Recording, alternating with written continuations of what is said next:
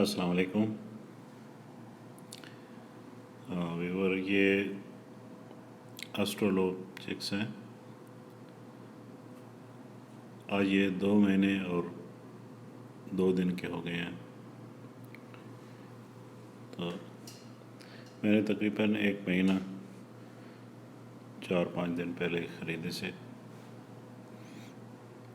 तो अब ये काफ़ी बड़े हो गए हैं, 2 महीने के। देखें, काफ़ी होशियार और एक्टिव हैं। तो ऑस्ट्रेलोप का जो कारोबार है वो बस सुनने में आया है कि अच्छा है। मैंने तो पहली दफ़ा ये तजर्बा किया, लिया है। 150 लिया था, कोई 5-6 के करीब वो मर गए थे और बाकी हैं तकरीबन 142-43 के करीब हैं। तो ये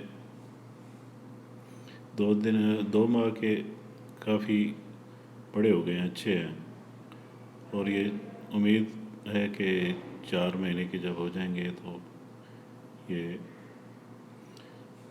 एग भी स्टार्ट कर देंगे। तो अभी तो फ़िलहाल ख़र्चा हो रहा है, जब ये एग देंगे तो फिर देखेंगे क्या फ़ायदा।